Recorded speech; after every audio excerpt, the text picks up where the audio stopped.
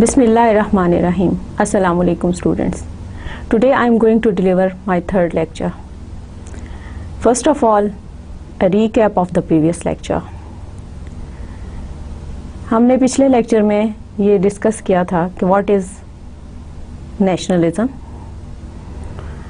Nationalism क्या होता है, इसकी क्या तारीफ़ है, ये कॉन्सेप्ट कहाँ से आया और इसका कदीम और जदीद नुक्ता नज़र क्या है. The second point was evaluation of two nation theory.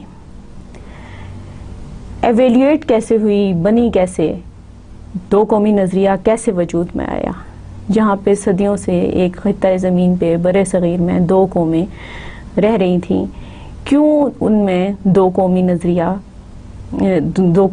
ने जन्म लिया, वो क्या हालात थे, वो क्या वाक़यात थे, उनमें क्या फैक्टर्स थे, क्या एलिमेंट्स थे जो कि वजह बने, दो कौमी नज़रिया की बुनियाद बने.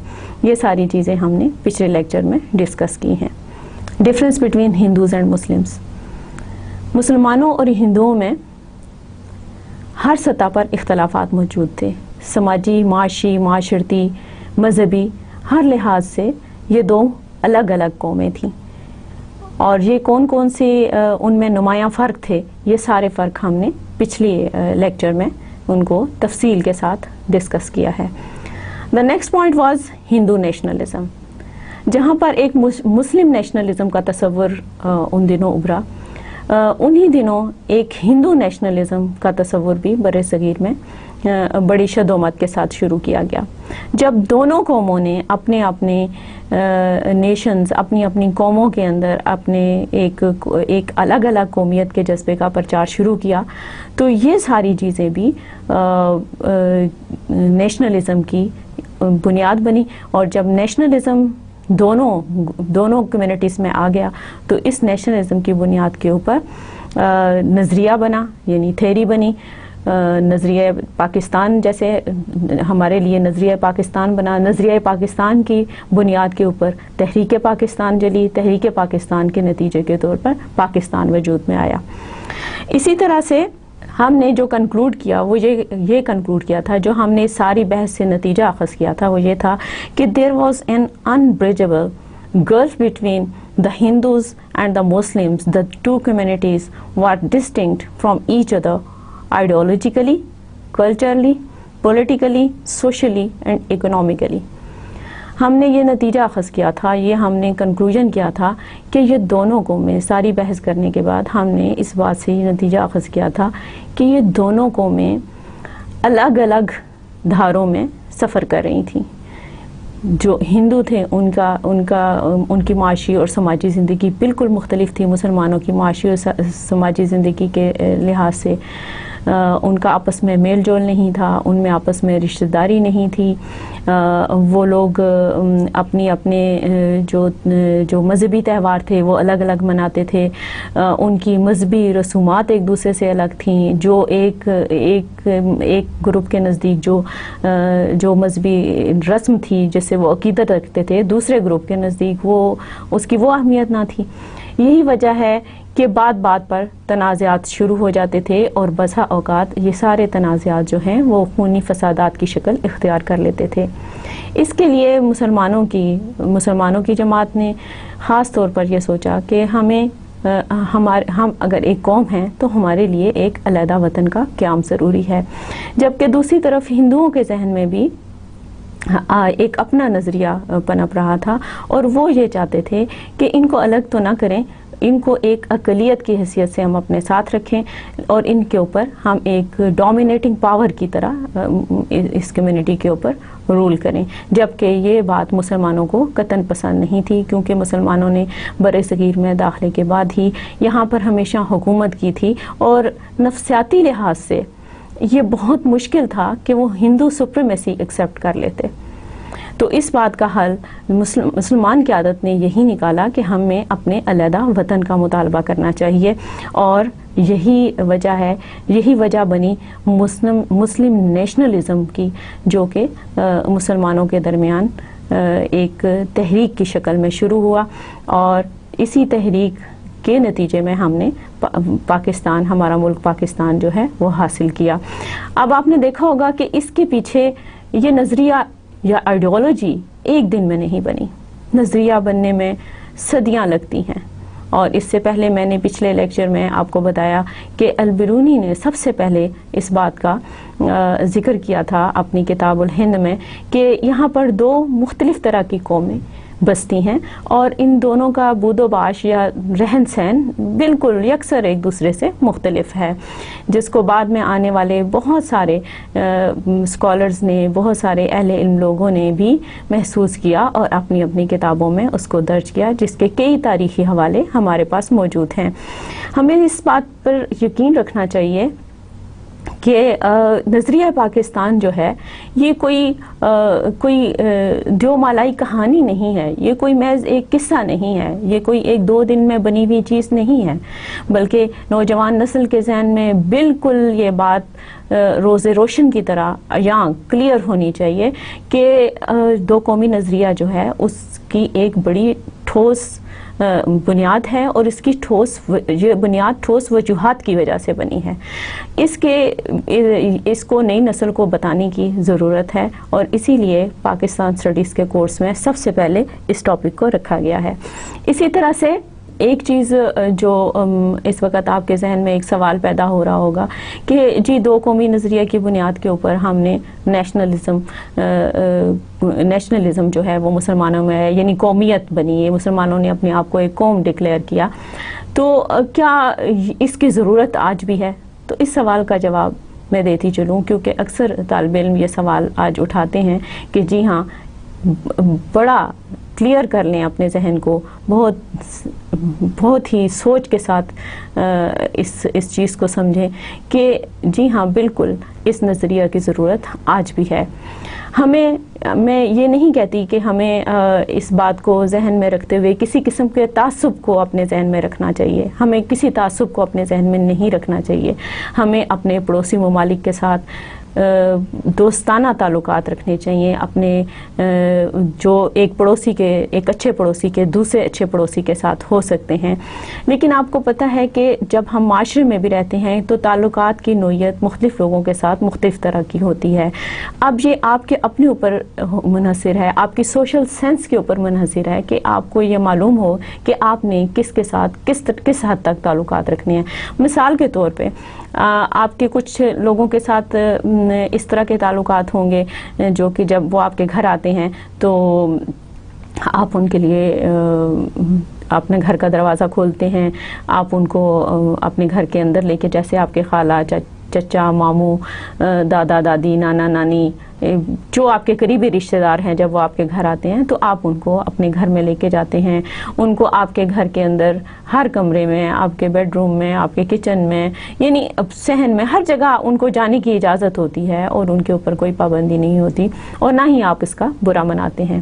لیکن کچھ لوگ ایسے ہوتے ہیں جن کے ساتھ آپ کے تعلقات کی نوعیت اس طرح کی ہوتی ہے کہ آپ ان کے لیے صرف ایک مخصوص کمرے کا دروازہ کھولتے ہیں، جس کو ڈرائنگ روم کہتے ہیں، آپ یا بیٹھک کہتے ہیں، یا مختلف علاقوں میں اس کے لیے مختلف طرح کے لفظ ہیں جو کہ لیکن اس سے مراد یہی ہے کہ آپ ان کو گھر کے اندرونی حصے کی طرف جانے کی اجازت نہیں ہوتی، یا آپ ان کو بہت حد تک اپنے ذاتی معاملات سے الگ رکھتے ہیں، لیکن آپ کے ان کے ساتھ بہت اچھے اور دوستانہ تعلقات ہوتے ہیں۔ بالکل اسی طرح سے جب ہم یہی اصول ملکوں کی سطح پہ اپلائی کرتے ہیں تو وہاں پر بھی ہمیں یہ چاہیے کہ اس بات کو اپنے ذہن میں رکھیں کہ ہم نے کس ملک کے ساتھ کس حد تک تعلقات رکھنے ہیں۔ دوستی ضرور رکھیں، اپنے تجارتی تعلقات ضرور رکھیں، لیکن یہ پہچان کے رکھیں کہ آپ کی جو نیشنل آئیڈینٹی ہے وہ کیسے مینٹین رہ سکتی ہے، آپ کی نیشنل آئیڈیالوجی جو ہے اس کو تو کوئی نقصان نہیں پہنچ رہا۔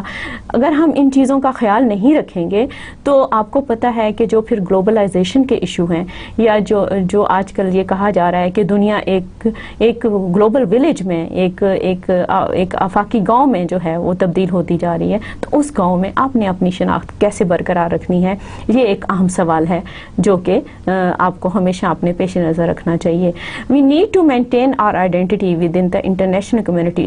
It's a very important thing nowadays, because now media, print and electronic media is very strong, and you can watch different kinds of program from different TV channels, and but you should know, if you are aware, if you have enough information about your identity, then there is no harm to watch these programs.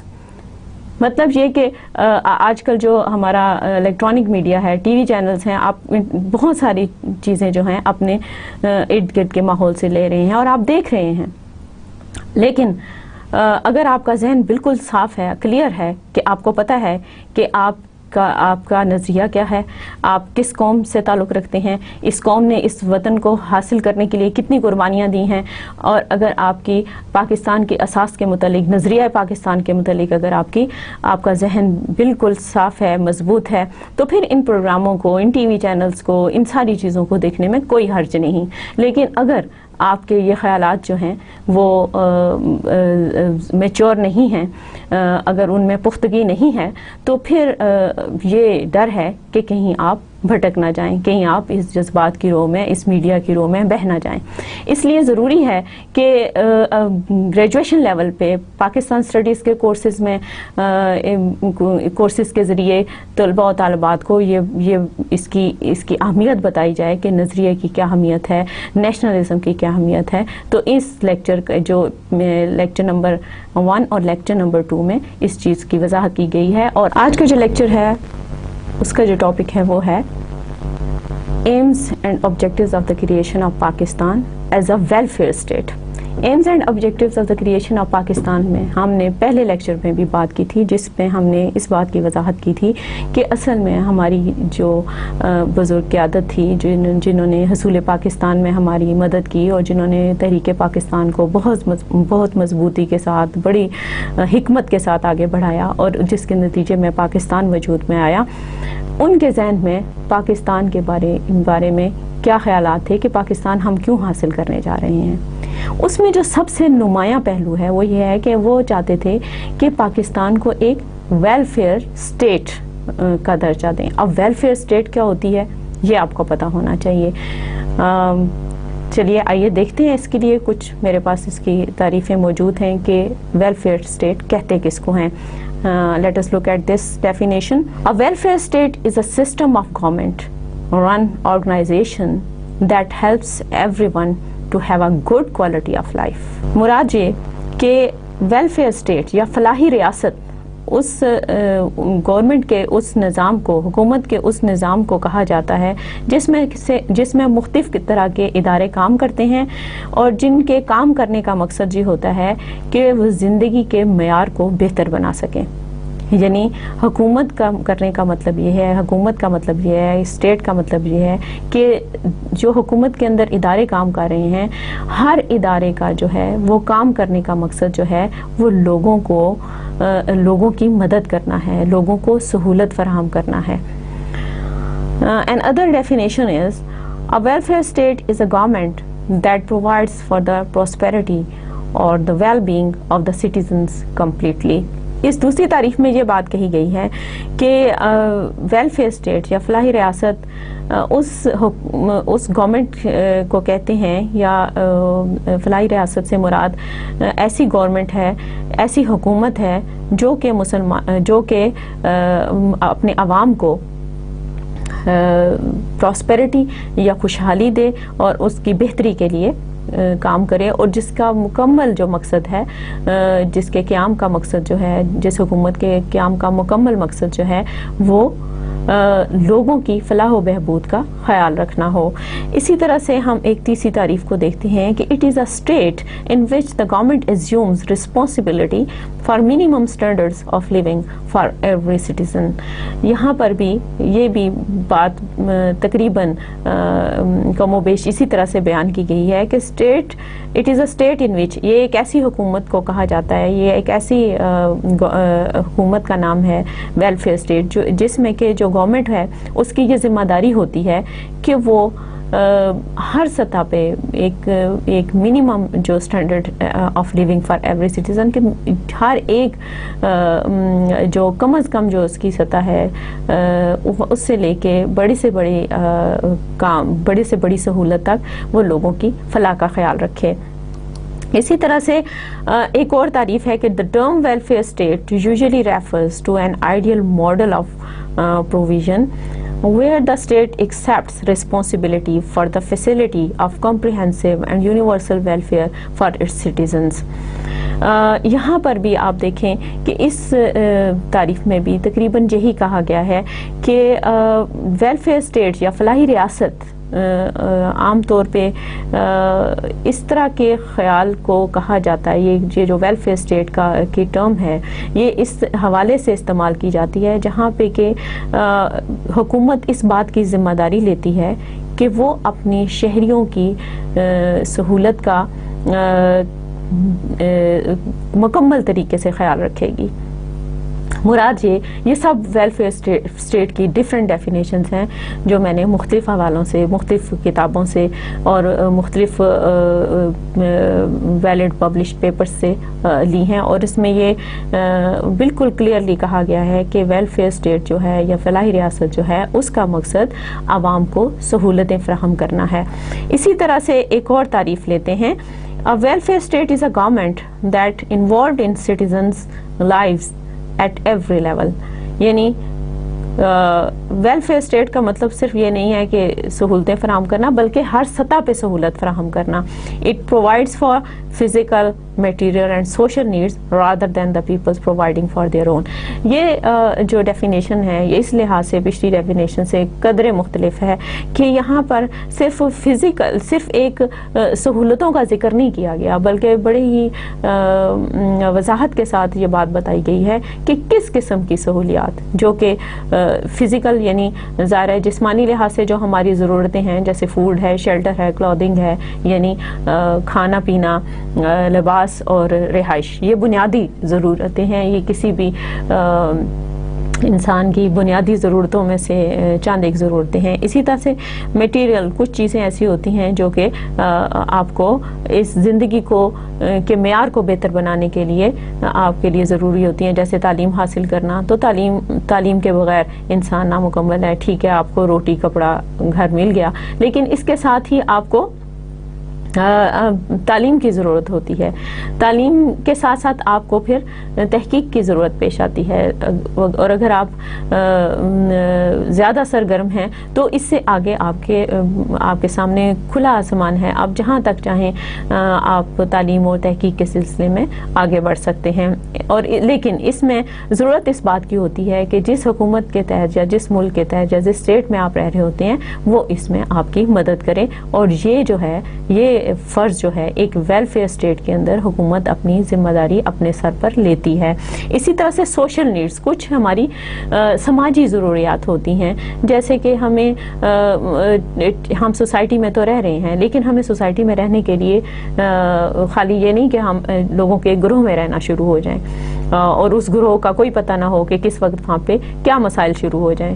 اس کے لیے ضروری ہوتا ہے کہ آپ کو ایک تحفظ کا احساس دیا جائے، تو وہ تحفظ کا احساس جو ہے وہ سوشل نیڈز میں سے ایک ہے۔ اسی طرح سے آپ کو پتہ ہو کہ آپ اگر کسی جگہ کام پر گئے ہیں یا پڑھنے کے لیے گئے ہیں یا کسی جگہ پہ آپ مصروف ہیں، آپ بہت اچھا کام کر رہے ہیں لیکن آپ کو اگر ہر وقت یہ ڈر ہو کہ پیچھے آپ کے گھر میں کوئی مسئلہ ہو جائے گا یا رستے میں آپ کا مسئلہ ہو جائے گا یا آپ کی گاڑی یا موٹر سائیکل یا جو کچھ بھی آپ کے پاس ہے وہ کہیں چوری ہو جائے گا، تو آپ پوری طرح سے اپنے کام کے اوپر توجہ مرکوز نہیں رکھ سکتے۔ یہ اسٹیٹ کی رسپانسبلٹی میں آتا ہے کہ وہ لوگوں کو احساس تحفظ دے، تو یہ سوشل نیڈز میں سے ایک ہے۔ اسی طرح سے rather than the people providing for their own، اسی طرح سے لوگوں میں یہ جو ہے یہ سہولت کا جو احساس ہے یہ پایا جانا بہت ضروری ہے، اور ایک فلاحی ریاست کے اندر یہ ساری کی ساری ذمہ داری حکومت پر عائد ہوتی ہے۔ اسی طرح سے history of the concept of welfare state is also very important. آخر یہ ویلفیئر اسٹیٹ کا تصور آیا کیسے، اس کی شروعات کیسے ہوئیں، کیا یہ شروع ہی سے موجود تھا؟ کیا اس کے لیے اگر ہم تاریخ کا مطالعہ کریں تو جب کنگشپ پیریڈ تھا، جب بادشاہتیں ہوا کرتی تھیں، تو وہاں پر اس دور میں زیادہ تر بادشاہوں کی ہی سہولیات کا خیال رکھا جاتا تھا. عام عوام کے لیے جو سہولتوں کا کہنا چاہیے کہ جو عام عوام کو کیسے سہولتیں مہیا کرنی ہے یا ان کی بھی کوئی ضروریات ہیں، اس بات پر اتنا زور نہیں دیا جاتا تھا. بلکہ اگر آپ تاریخ کا مطالعہ کریں تو آپ کو زیادہ تر حالات جو ہیں وہ بادشاہوں کے ہی ملیں گے. عام پبلک کے بارے میں یا عوام کے بارے میں یا عام لوگوں کے بارے میں معلومات بہت کم تاریخی حوالوں میں موجود ہوتی ہے. البتہ بادشاہوں کے محلات، ان کے کروفر، ان کی فوج، ان کے لباس، ان کی شاہانہ رہن سہن، ان چیزوں کا ہمیں بڑی تفصیل کے ساتھ ذکر ملتا ہے. تو یہ جو عام لوگوں کو اہمیت دینا ہے، یہ تصور کب سے شروع ہوا؟ یہ ایک ایسا سوال ہے جس کا جواب ہماری نوجوان نسل کو پتہ ہونا چاہیے، اور اس پہ آپ کو فخر کرنا چاہیے کہ یہ جو کانسیپٹ ہے کہ ایک فلاحی ریاست میں عام لوگوں کے حقوق کا خیال کیسے رکھنا ہے. یقیناً یہ سوال اب آپ کے ذہن میں آ رہا ہوگا کہ ہاں، یہ بات تو ہے کہ فلاحی ریاست میں لوگوں کے حقوق کا خیال کیسے رکھنا چاہیے. اور ہم نے جب پاکستان حاصل کیا اور ہم جب اس کو کہتے ہیں کہ اس کو ویلفیئر اسٹیٹ بنانا ہے، تو اس میں ہمیں یہ پتہ ہونا چاہیے کہ آخر یہ خیال شروع کیسے ہوا، جس میں خواص کے بجائے عوام کی فلاح پر زور دیا گیا. کیونکہ یہ تاریخ کا اگر آپ مطالعہ کریں تو آپ کو پتہ چلے گا کہ that was the very important turning even in the world history when that idea was started. تو آئیے دیکھتے ہیں کہ اس خیال کا آغاز کہ فلاحی ریاست کے اندر عام آدمی کے حقوق کا، عام آدمی کے تحفظ کا، عام آدمی کی سہولت کا خیال کیسے رکھنا ہے، کیسے شروع ہوا. تو اس میں سب سے پہلے جو پوائنٹ میرے پاس ہے وہ ہے it was started from the first Islamic state of Medina in 622 AD. The concept of welfare state and support to the needy was introduced in early Islamic law as forms of zakat, charity, one of the 5 pillars of Islam. آپ نے دیکھا یہ اعزاز ہمارے نبی پاک صلی اللہ علیہ وآلہ وسلم کی قائم کردہ پہلی اسلامی ریاست مدینہ سے شروع ہوا. اسی لیے نبی پاک صلی اللہ علیہ وآلہ وسلم کو رحمت للعالمین کا لقب بھی دیا گیا ہے، کیونکہ انہوں نے خواص کے بجائے عام آدمی کی سہولت کا خیال رکھا. اور نہ صرف اس میں کوئی جذباتی رنگ نہیں، بلکہ اس میں انہوں نے ایک حقیقت پسندانہ پالیسی کے طور پہ ایک حکومت کے ایک اہم کام کے طور پہ، رسپانسبلٹی کے طور پہ اس کو پیش کیا. اور نہ صرف پیش کیا بلکہ عملی طور پہ مدینہ کے ریاست کے اندر اس کو قائم کر کے دکھایا. کیونکہ اس سے پہلے there was no concept of central government in Arabia. That concept was started with the establishment of first Islamic state in Medina. At that time in Arabia there was no judiciary, there was no legislation, there was no concept of any police, any law and order control, because that was a tribal society. The concept of centralized government was started first time with the establishment of the state of Medina in Arabia. مطلب یہ کہ جو مدینہ کی ریاست جو سب سے پہلے بنی، کیونکہ عرب میں قبائلی نظام تھا، اور قبائلی نظام کے اندر آپ کو پتہ ہے کہ اس کے جو ہو سکتا ہے آپ نے اپنی پچھلی کلاسوں میں اپنی اسلامیات کے کورس میں اس کو پڑھا ہو کہ جو اس وقت عرب میں قبائلی نظام تھا، اس کے تحت جو مرکزی حکومت، اور پھر جیسے کہ آج اس کو مرکزی حکومت کے تصور کو سمجھنا آپ کے لیے آسان ہوگا کہ کم و بیش آج کل بھی ہم اسی نظام کے تحت حکومت میں ہیں اور اسی نظام کے تحت دنیا کے بیشتر ممالک کام کر رہے ہیں. تو یہ نظام جو ہے سینٹرلائزڈ گورنمنٹ کا جو تصور تھا یا ایک حکومت کا جو تصور تھا، وہ نبی پاک صلی اللہ علیہ وآلہ وسلم نے 622 عیسوی میں مدینہ سے شروع کیا. اور یہ ویلفیئر اسٹیٹ یا فلاحی ریاست کی پہلی مثال ہے دنیا کی تاریخ کے اندر. اس میں جو سب سے زیادہ نمایاں بات تھی، اس بات پہ زور دیا گیا کہ جو ضرورت مند لوگ ہیں ان کی مدد کرنا ہے. معاشرے کے جو پسے ہوئے لوگ ہیں، جو کما نہیں سکتے، جن کو کوئی معذوری ہے، جو بیمار ہیں، جو بچے ہیں، جو بیوائیں ہیں، جن میں اتنی سکت نہیں کہ وہ اپنے لیے کام کر سکیں اور کام کرنے کے بعد اس ارننگ سے اپنی گزر بسر کر سکیں. اس کے لیے اسلام نے جو حل بتایا، اللہ تعالیٰ نے جو ہمیں حل بتایا، وہ یہ تھا کہ ہم ایک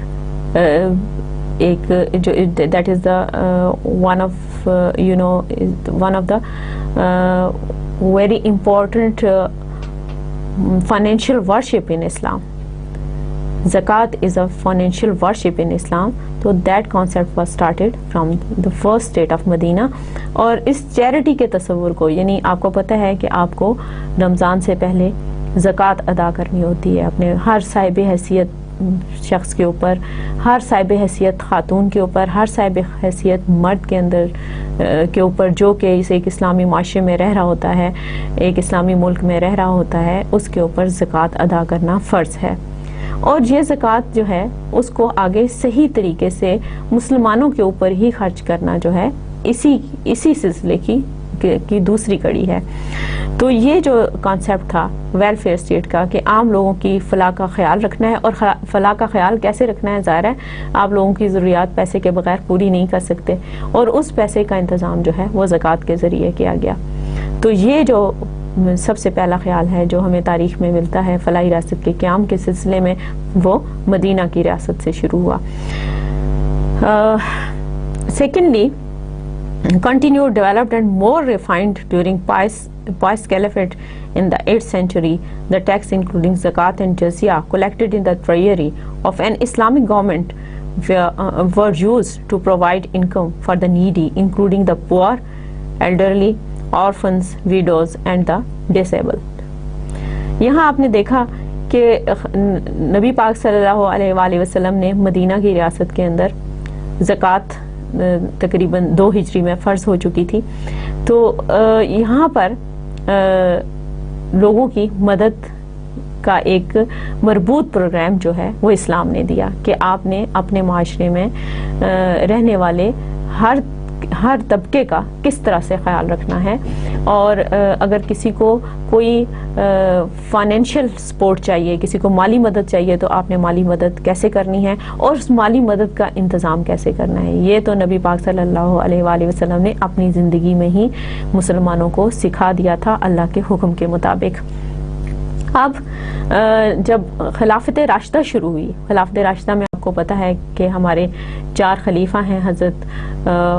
سب سے پہلے حضرت ابوبکر صدیق رضی اللہ عنہ، پھر حضرت عمر فاروق رضی اللہ عنہ، پھر حضرت عثمان غنی رضی اللہ عنہ، اور پھر حضرت علی رضی اللہ عنہ. ان چاروں خلفائے راشدین نے بھی نبی پاک صلی اللہ علیہ وآلہ وسلم کی سنت پر، روایت پر عمل کرتے ہوئے یہ نیک کام نہ صرف جاری رکھے بلکہ ان میں مزید بہتری لے کر آئے. اور زکوٰۃ کے ساتھ ساتھ جزیہ آپ کو پتہ ہے اس ٹیکس کو کہتے ہیں جو کہ غیر مسلموں کے اوپر لگایا جاتا ہے. تو یہ سارے کے سارے جو ٹیکسز ہیں those were collected from the people and those were spent on the people who are needy and poor in the society.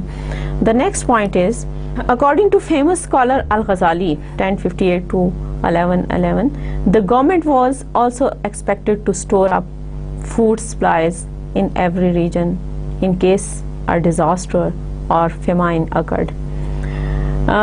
یہاں تک تو جو آپ نے پچھلے جتنے بھی ہم نے نکات جو ہیں ڈسکس کیے ہیں ان میں تو یہ بات بتائی گئی کہ آخر ویلفیئر اسٹیٹ یا ایک فلاحی ریاست کا مطلب کیا ہوتا ہے اور فلاحی ریاست کی ذمہ داریاں کیا ہوتی ہیں، پھر فلاحی ریاست کا تصور کیسے شروع ہوا، اور یہاں پر جو فلاحی ریاست کے تصور کے ساتھ کہ اس کے حل کے لیے اور اس کے لیے اس کو مضبوط بنانے میں اسلام کی کیا رائے ہے، اور کیونکہ اس کا براہ راست تعلق پاکستان کے ساتھ ہے، کیونکہ پاکستان ایک اسلامی ملک ہے۔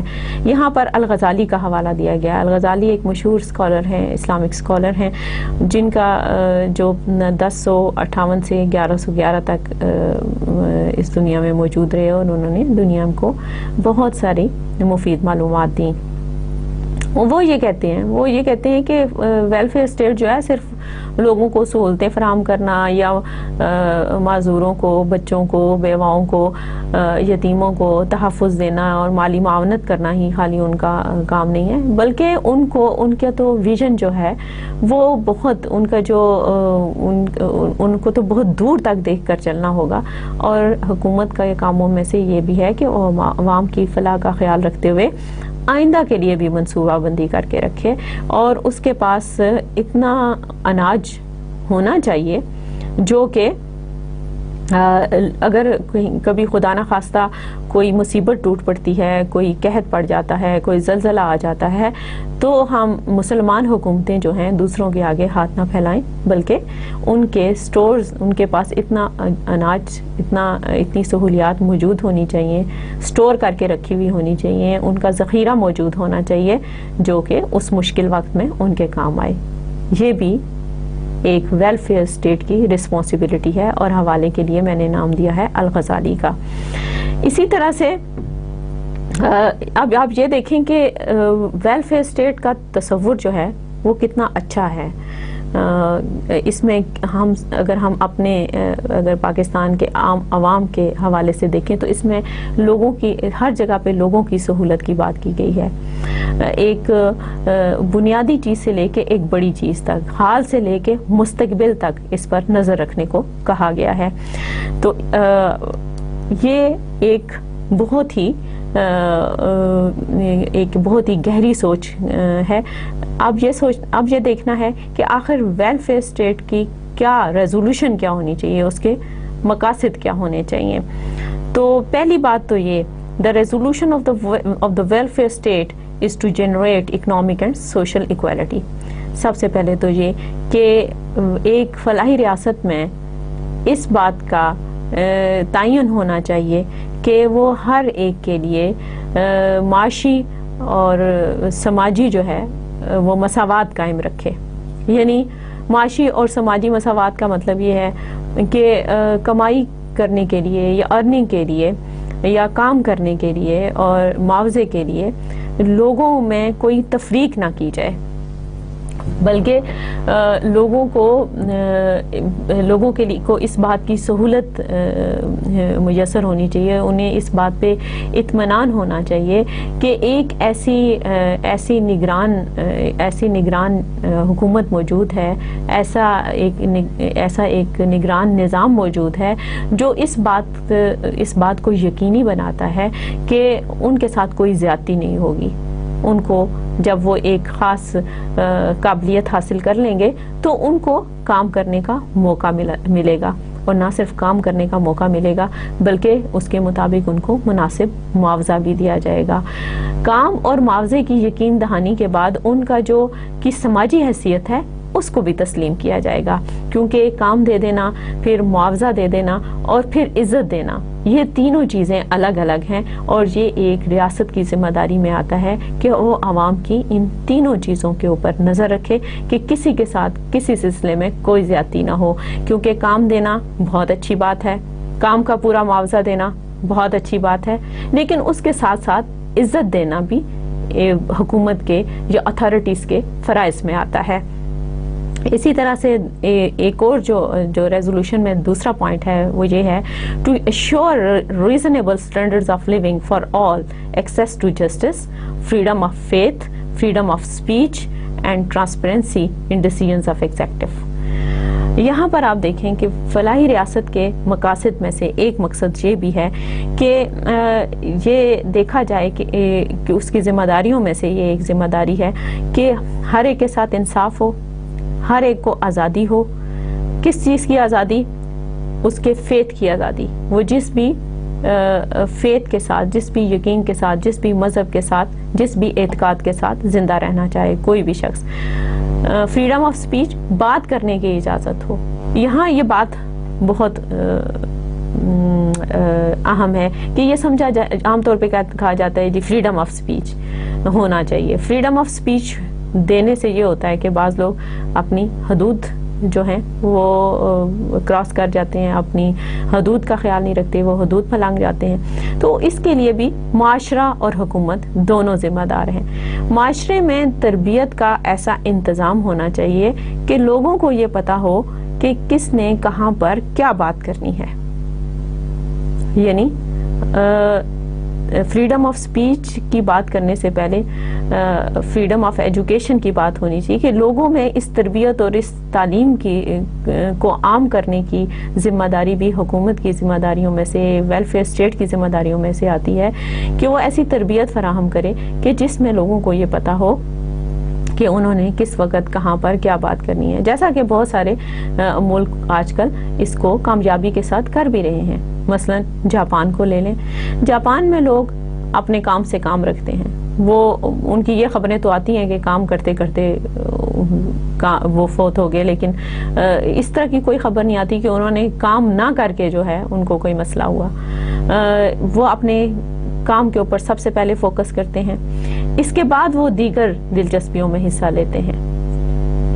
اسی طرح سے ان کو یہ پتا ہوتا ہے کہ ایک سسٹم کام کر رہا ہے اور اس سسٹم کے اندر انہوں نے تمام اس کی جو ریکوائرمنٹس ہیں, جو پروسیجرز ہیں, ان کو پورا کرنا ہے.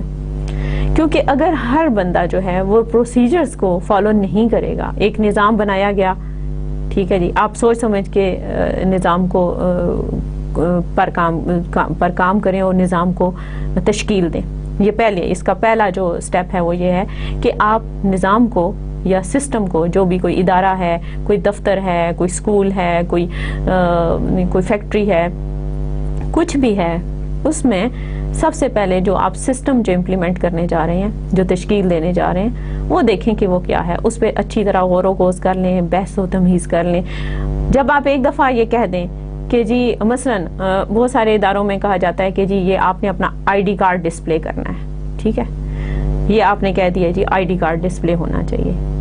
اب آپ کو بہت سوچ سمجھ کے یہ اصول جو ہے اپنے دفتر میں لاگو کرنا چاہیے. آپ نے اگر کیونکہ آپ کے کارکنوں کو, آپ کے دفتر میں کام کرنے والے لوگوں کو اس چیز کی ان کو تربیت ہونی چاہیے, یہ ان کی تربیت کا حصہ ہونا چاہیے کہ ایک اگر اصول بن گیا ہے تو آپ نے اس پہ عمل کرنا ہے. ٹھیک ہے, اگر آپ نے اصول نہیں بنایا وہ ایک الگ بات ہے, یا اگر آپ یہ کہتے ہیں کارڈ ڈسپلے کرنے سے اگر کوئی فرق نہیں پڑتا یہ کرنے یا نہ کرنے سے, تو آپ کہیں گے ٹھیک ہے کوئی بات نہیں. لیکن جب ایک اصول بنا دیا گیا ہے تو پھر سب لوگوں کو یہ بالکل کلیئر ہونا چاہیے, تو پھر انہوں نے اس اصول کی پابندی کرنی ہے, کیونکہ یہ ایک پروسیجر ہے اور کہ آپ کو دفتر میں انٹر ہونے سے پہلے, دفتر میں داخلے سے پہلے آپ کے پاس کارڈ ہونا چاہیے, تو پھر آپ کو اس کی پابندی کرنی ہی کرنی ہے. یہ اس تربیت کا انتظام بھی حکومت کی ذمہ داری ہے کہ لوگوں کو اس طرح کی تربیت دے کہ وہ معاشرے کے ایک مفید شہری بن سکیں, جگہ جگہ پر مسائل کھڑے نہ کریں. پرابلم جس کو کہتے ہیں, آپ نے کمپیوٹر پہ اکثر دیکھا ہوگا ایک ٹرم آتی ہے کہ ان کو ٹربل میکر نہیں ہونا چاہیے, ٹربل شوٹر ہونا چاہیے. تو فریڈم آف اسپیچ میں جو ہے وہ جیسے علامہ اقبال نے کہا کہ جب دستور زباں بندی ہے تیری محفل میں, بات کرنے کو ترستی ہے زباں میری. تو یہ نہیں ہونا چاہیے, بلکہ آپ لوگوں کو فلاحی ریاست کے ریزولوشنز میں سے ہے, مقاصد میں سے ہے کہ لوگوں کو بات کرنے کی اجازت دیں, لیکن بات کیسے کرنی ہے اس کے لیے بھی معاشرہ اور حکومت جو ہے وہ ذمہ دار ہیں کہ ان کو پروسیجرز کا پتہ ہو, ان کو اس بات کا اندازہ ہو کہ کس وقت کس نے کہاں پر کیسے بات کرنی ہے. اسی طرح سے and transparency in decisions of executive, اسی طرح سے جو اتھارٹیز ہوتی ہیں, کیونکہ حکومت کے اندر اور معاشرے کے اندر جب ہم حکومت کی بات کرتے ہیں تو اس میں سے بعض لوگوں کی ایسی ذمہ داریاں ہوتی ہیں جس کی وجہ سے ان کو کچھ مراد دی جاتی ہیں یا کچھ سہولتیں دی جاتی ہیں, جیسے کہ ایک جج ہوتا ہے, اس کو سزا دینے کا اختیار حاصل ہے. یہ ایک بہت بڑا اختیار ہے, اور خالی اختیار نہیں, اس کے ساتھ ذمہ داری بھی ہے. اس سے پہلے یہ جج کی ذمہ داری ہے کہ وہ اچھی طریقے سے معاملے کی چھان بین کر لے کہ آیا ملزم جو ہے وہ مجرم ہے بھی یا نہیں. جب ایک جج اچھے طریقے سے اس بات کا یقین کر لیتا ہے کہ وہ کسی شخص کے بارے میں وہ یہ اس کو پتہ چل جاتا ہے دلائل کے ذریعے، دلائل سننے کے بعد کہ اس کے ساتھ کیسے انصاف کرنا چاہیے، تو پھر اس کے فیصلے میں بالکل شفافیت ہونی چاہیے، یا بالکل وہ اس کو درست فیصلہ کرنا چاہیے. اور یہ جو ہے ایسے لوگوں کو ایگزیکٹوز کہتے ہیں، اور ایگزیکٹوز کے فیصلوں میں اگر شفافیت ہوگی تو ظاہر ہے لوگ ان کے فیصلوں سے خوش ہوں گے. اور یہ آپ نے شاید یہ سنا ہوگا کہ تاریخ میں ایسی حکومتیں بھی چل گئیں، بلکہ بڑے کرو فر سے چل گئیں، جیسے کہ فرعون مصر تھے، ٹھیک ہے، بڑی ان کی ایک بڑی زبردست تاریخ ہے اور بڑی شاندار تاریخ ہے. بڑے کرو فر کے ساتھ انہوں نے حکومتیں کی. آج بھی ان کی ممیز جو ہیں عجائب گھروں کی زینت بنی ہوئی ہیں. تو انہوں نے بڑے کرو فر کے ساتھ حکومتیں کی، لیکن انہوں نے ساتھ شرک کیا، شرک کا گناہ کیا. تو ایک دفعہ کسی فرشتے نے سوال کیا کہ اللہ پاک اگر شرک کر رہے تھے تو آپ نے ان کو اتنی ڈھیل کیوں دیے رکھی، ان کو اتنی شاندار حکومتیں کیوں دی؟ تو جواب آیا کہ یہ مشرک تو ضرور تھے مگر انصاف کرتے تھے. اب آپ اس سے اندازہ کیجئے کہ یہ کتنی بڑی بات ہے کہ کسی کے صحیح فیصلے کا، معاشرے میں انصاف کرنے کا کتنا بڑا کردار ہے اور اس میں کتنا بڑا وصف ہے. ایک ویلفیئر اسٹیٹ کے اندر، ایک ویلفیئر اسٹیٹ کی، ایک فلاحی ریاست کی یہ خوبی ہے اور اس کے یہ مقاصد میں سے ایک مقصد ہے کہ اس کے ایگزیکٹوز کے فیصلوں میں، اس کے بڑوں کے فیصلوں میں کوئی بھی قدغن نہ لگا سکے، کوئی بھی ان کے اوپر انگلی نہ اٹھا سکے، اور وہ جو فیصلے ہیں وہ بالکل ٹرانسپیرنٹ ہونے چاہیے، شفاف ہونے چاہیے.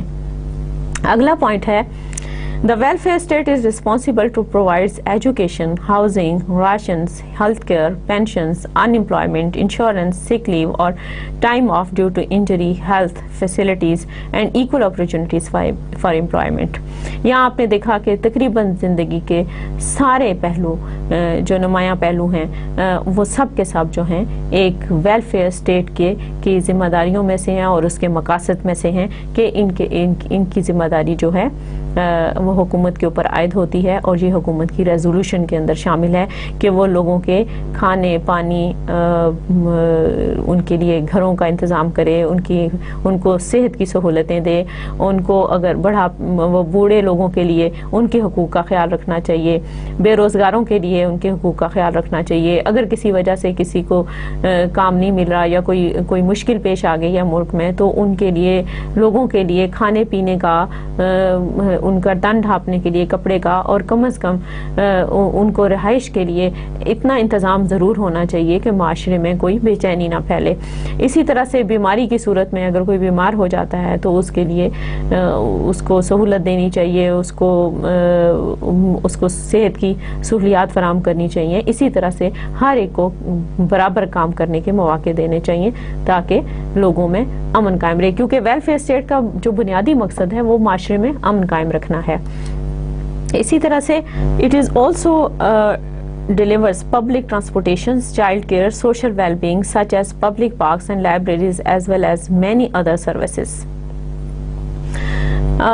فلاحی ریاست کے مقاصد میں سے ایک مقصد یہ بھی ہے کہ خالی بنیادی ضروریات کا خیال رکھنا ہی ایک فلاحی مملکت کا کام نہیں، بلکہ جو پبلک ٹرانسپورٹ ہے، بچوں کے سے متعلق جو صحت و سہولیات ہیں، لوگوں کے بارے میں، لوگوں کو جو انٹرٹینمنٹ کے لیے جیسے پبلک پارکس ہیں یا لائبریریز ہیں، ان کے اوپر بھی توجہ دینے کی ضرورت ہے. اسی طرح سے an ideal welfare state is responsible for human rights such as right of non-Muslims, right of women, rights of equal opportunities for earning and work, rights of expression and speech etc.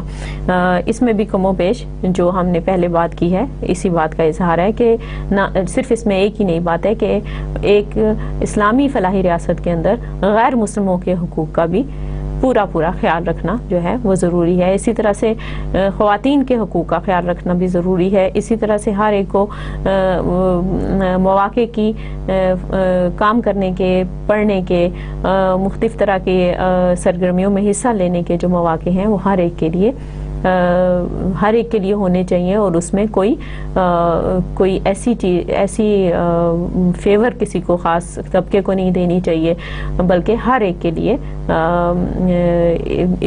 ہر ایک کو یہ یقین ہونا چاہیے کہ اس کے ساتھ کوئی بے انصافی نہیں ہو رہی اور یہ مواقع جو ہیں وہ ہر ایک کو مل سکتے ہیں۔ اسی طرح سے right of expression and speech جو ہے یہ بھی ایک امپورٹنٹ نقطہ ہے اس میں، اور اس سے پہلے ہم اس پہ تفصیل سے بات کر چکے ہیں۔ اسی طرح سے اب سوال یہ پیدا ہوتا ہے کہ چلیں ٹھیک ہے، یہ ویلفیئر اسٹیٹ کی ڈیفینیشن آپ کے ذہن میں کلیئر ہو گئی، پھر آپ کو یہ بھی پتہ چل گیا کہ ویلفیئر اسٹیٹ کے مقاصد کیا ہوتے ہیں۔ اب یہ میں دوبارہ آپ کو قیام پاکستان اور قیام پاکستان کے ساتھ نظریہ پاکستان اور اس کے ساتھ ایک پاکستان ایک فلاحی ریاست کے طور پہ آپ کو دوبارہ اس طرف لے کے آ رہی ہوں کہ قائد اعظم کا کیا خیال تھا، کہ قائد اعظم جو ہے ویلفیئر اسٹیٹ کے کانسیپٹ کو کس طرح سے دیکھتے ہیں۔ تو آئیے دیکھتے ہیں کہ میرے پاس اس حوالے سے I have statement related to Qaid Azam. Qaid Azam says, "It is not our purpose to make the rich richer and to accelerate the process of accumulation in the hands of few individuals. We should aim at leveling up the general standards of living amongst the masses. Our ideal should not be capitalistic but Islamic, and the interest and welfare of the people as a whole should be kept constantly in mind." Quaid Azam کے اس بیان سے بڑی حد تک وضاحت ہوتی ہے کہ قائد اعظم جو ہے اس میں 2-3 نقطے بہت عام ہیں۔ ایک تو یہ کہ قائد اعظم اس ملک میں ہر ایک کو برابری کی سطح پر دیکھنا چاہتے تھے۔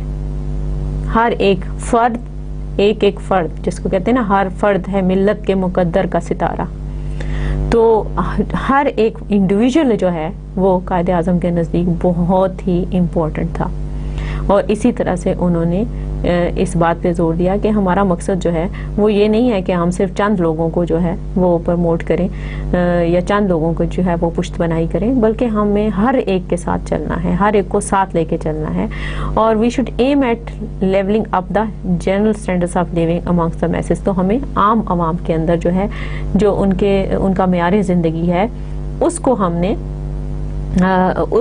ہم نے ایم کرنا ہے کہ اس کو ہم نے کس طرح سے بہتر بنانا ہے، یہ ہمارا مطمع نظر ہونا چاہیے۔ اسی طرح سے ہمیں کیپٹلسٹک نظام نہیں لانا۔ آپ کو پتہ ہے کہ اس وقت دنیا میں اگرچہ یہ اب کیپٹلزم بھی روبہ زوال ہے، اور یہ اس کے بھی بہت سارے نقائص جو ہیں وہ سامنے آ رہے ہیں، اور بہت ساری حکومتیں آپ نے جو بھی فائنینشیل کرنچ کی ایک پچھلے دنوں ایک ٹرم چلتی رہی ہے، اب آپ کو سمجھ ہوگی۔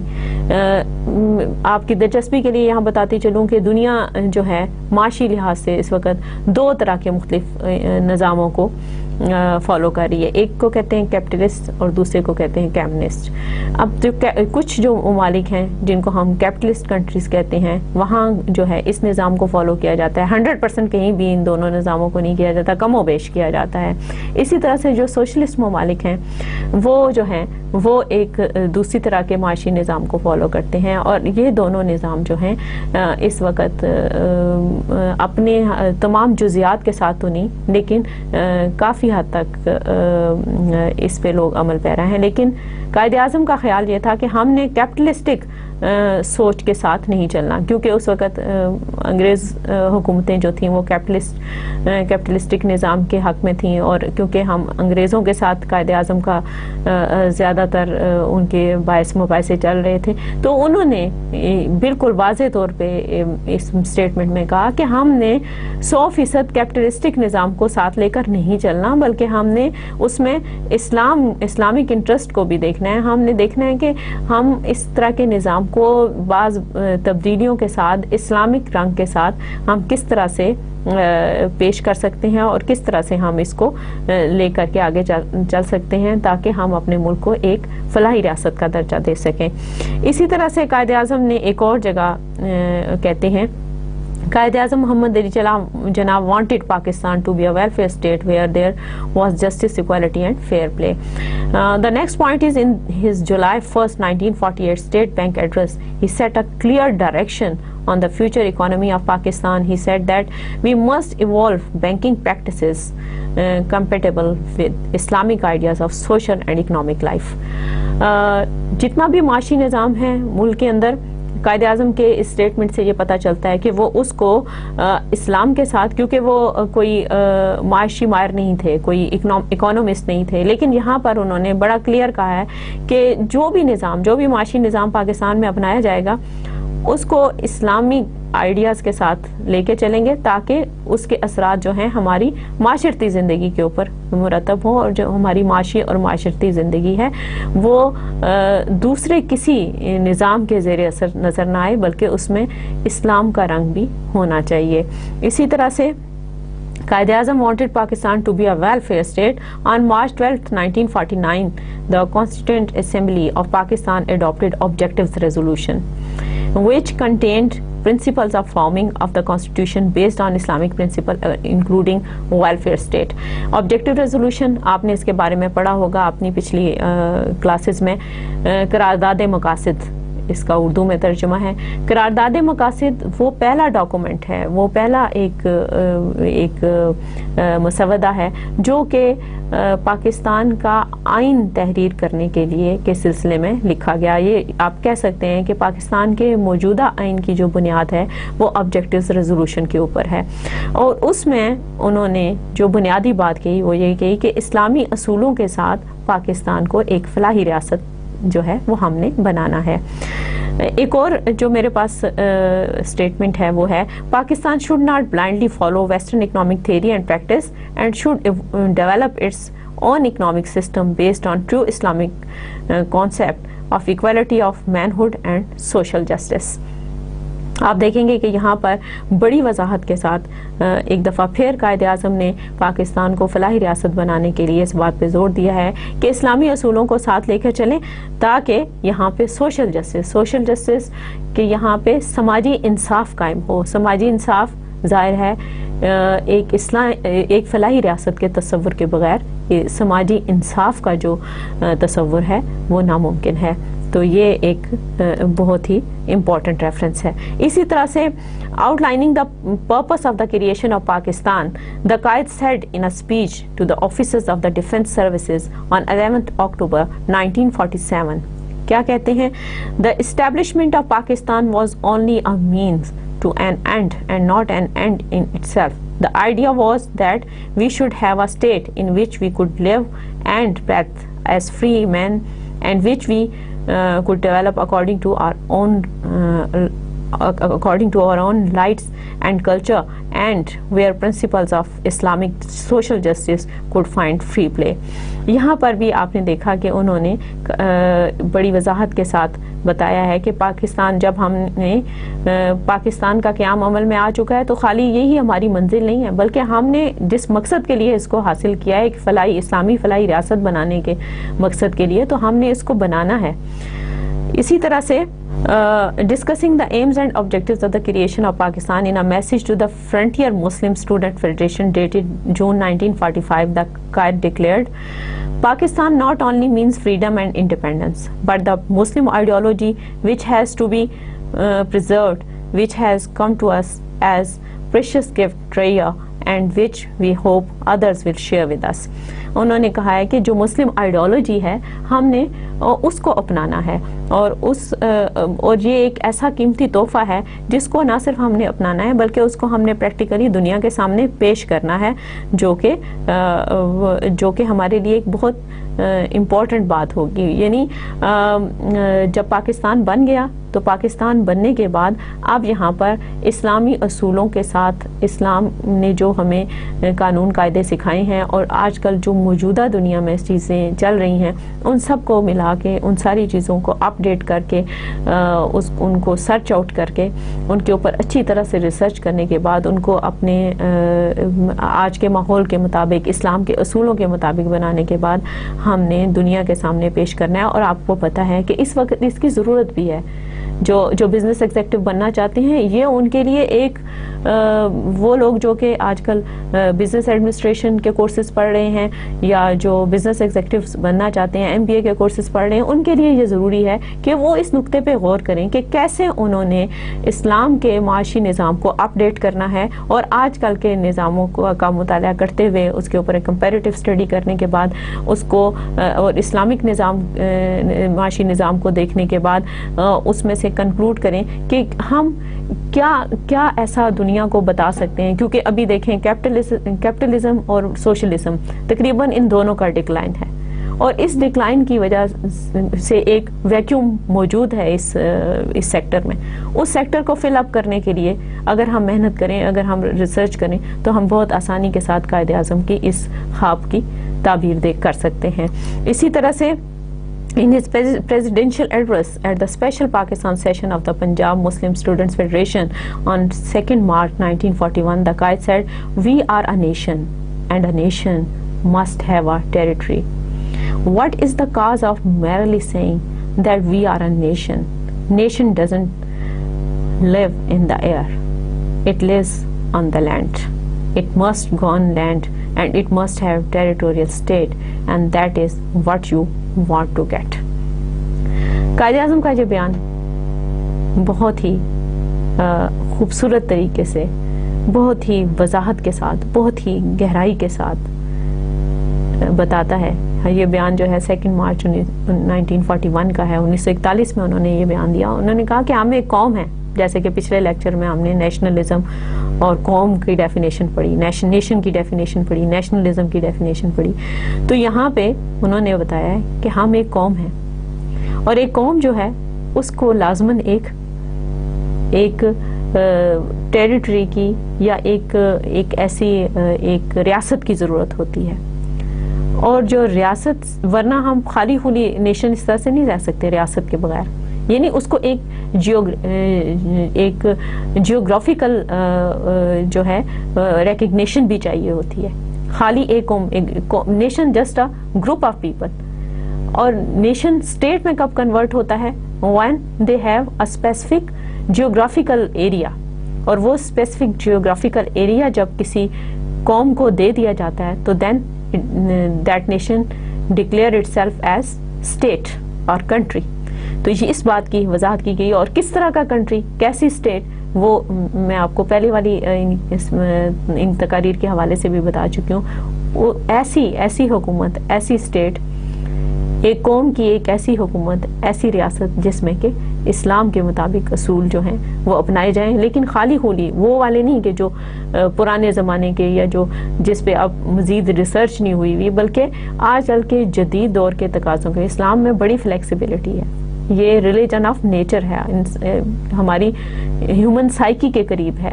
بہت سارے علماء کا اس کے اوپر، بہت سارے اسکالرس کے اس کے اوپر ریسرچ موجود ہے. اور ہم نے کرنا یہ ہے کہ ہم نے جو کام ہو چکا ہے اس کو لے کر کے ہم نے نئے حالات اور نئے تقاضوں کے مطابق اس کو ڈھالنا ہے. یہ اب ہمارا کام ہے.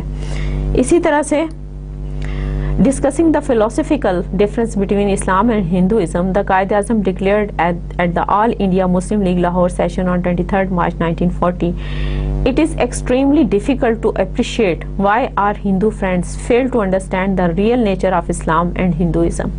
یہ اس بارے میں بات پچھلے لیکچر میں بھی ہو چکی ہے، لیکن اس کو اس لیکچر میں کیوں شامل کیا گیا ہے یہ پوری سٹیٹمنٹ پڑھنے کے بعد میں آپ کو بتاتی ہوں.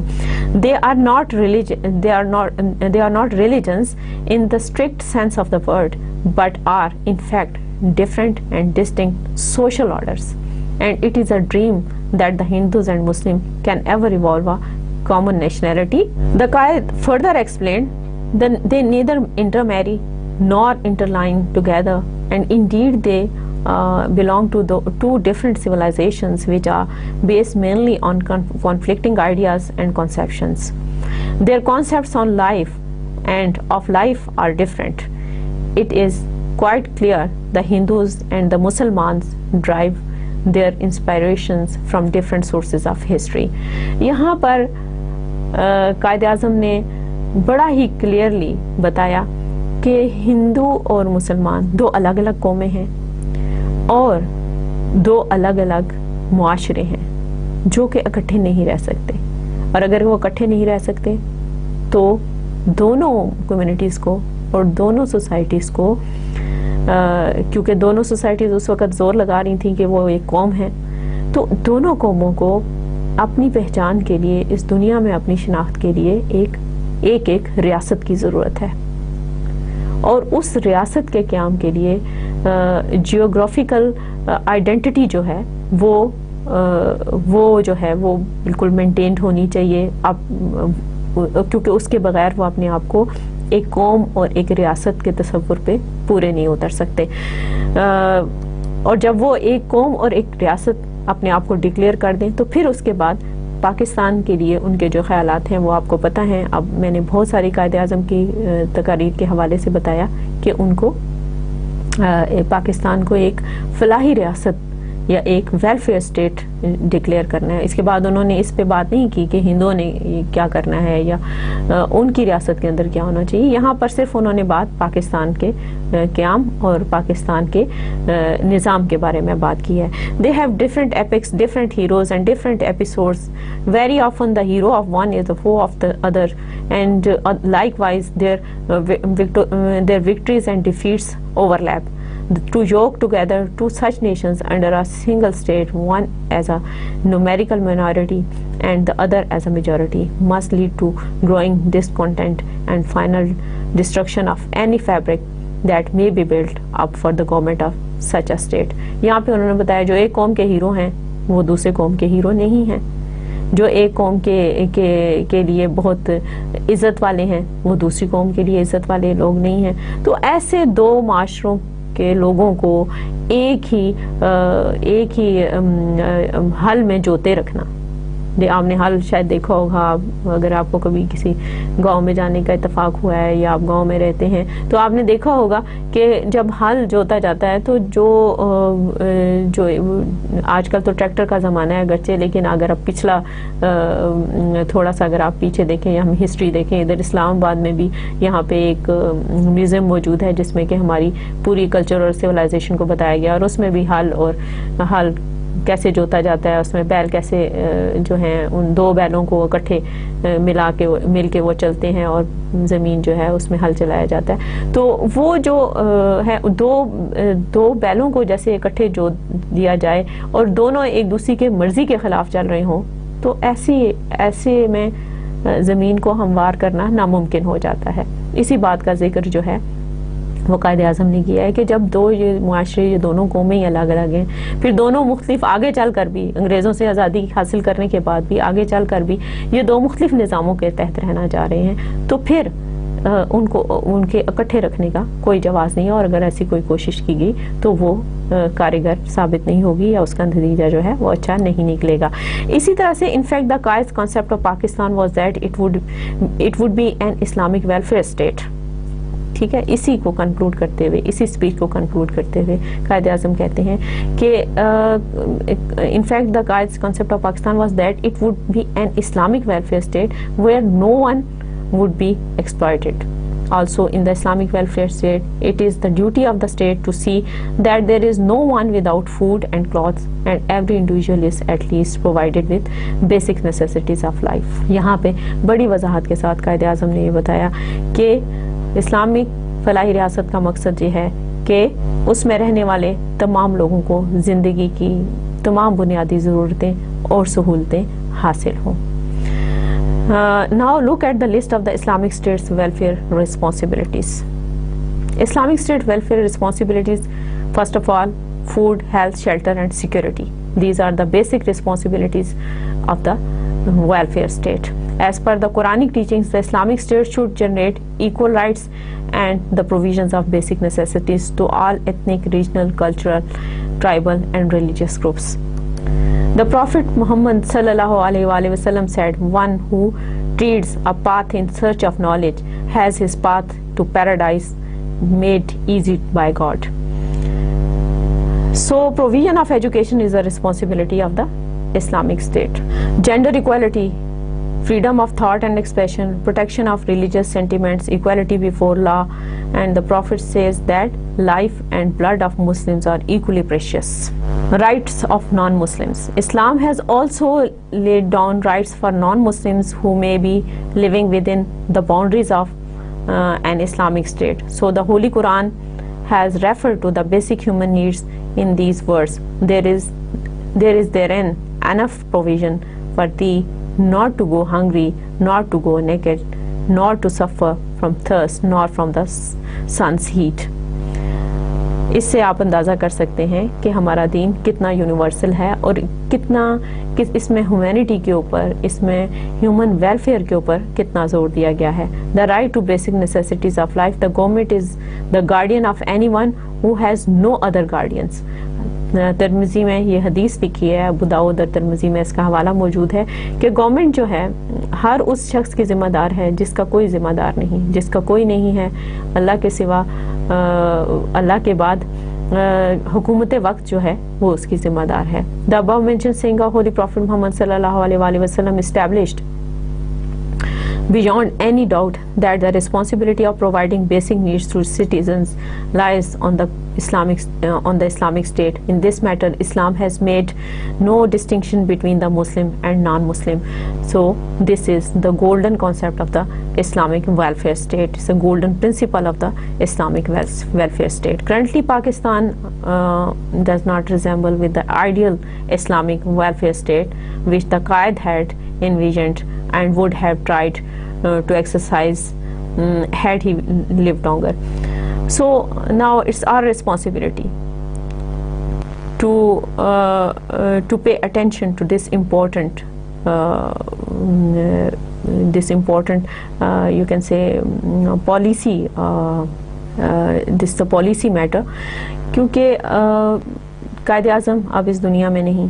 قائد اعظم کو نے پاکستان کو بنا دیا. اللہ تعالیٰ کی رحمت شامل ہی نبی پاک صلی اللہ علیہ وآلہ وسلم کی برکت سے، اللہ تعالیٰ کی رحمت سے اور قائد اعظم کی کوششوں سے اس زمانے کے اور جو ہمارے لیڈر تھے، قیادت تھی، اس کی کوششوں سے اور بہت سارے لوگوں کی، بہت سارے گمنام شہیدوں کی قربانیوں کے بعد یہ پاکستان وجود میں آیا. لیکن ہم ابھی تک اس کو ایک اسلامک ویلفیئر سٹیٹ نہیں بنا سکے. آپ اچھے انجینئر ضرور بنیے، آپ اچھے سائنسدان ضرور بنیے، آپ اچھے ڈاکٹر ضرور بنیے، آپ اچھے بزنس ایگزیکٹو ضرور بنیے، آپ کچھ بھی بنیے، لیکن یہ یاد رکھیں کہ سب سے پہلے آپ کو ایک اچھا انسان بننا ہے. اور آپ پاکستان میں تعلیم حاصل کرنے کے بعد جس جگہ پر بھی کام کر رہے ہوں، آپ کو چاہیے کہ آپ اس سلسلے میں پاکستان کو ویلفیئر سٹیٹ بنانے کے سلسلے میں اپنا کردار ادا کریں، کیونکہ یہ ہماری قومی ذمہ داری ہے اور ان ذمہ داریوں کا احساس دلانے کے لیے ہی آپ کو پاکستان اسٹڈیز کا کورس پڑھایا جا رہا ہے. تو آج کے لیکچر میں ہم نے کیا پڑھا؟ A quick recap of today's lecture. What is the concept of welfare state, history of welfare state, and resolution of the welfare state, Qaid-e-Azam and the concept of welfare state, Islamic state's welfare responsibility. These are different points which we have discussed in today's lecture. Now the conclusion. Today I am going to conclude my lecture with this Dutch proverb. It says, money is lost, nothing is lost. Courage is lost, much is lost. Honor is lost, most is lost. Soul is lost, all is lost. Means, soul means here, if you, if me, and if we have not this nation, this country, then there is nothing. ہمیں اس بات کا عہد کرنا ہے کہ ہم نے اپنے ملک و قوم کے لیے کام کرنا ہے اور ہم نے اپنے ملک و قوم کو ایک مضبوط اسلامی فلاحی ریاست کا روپ دینا ہے. بہت شکریہ.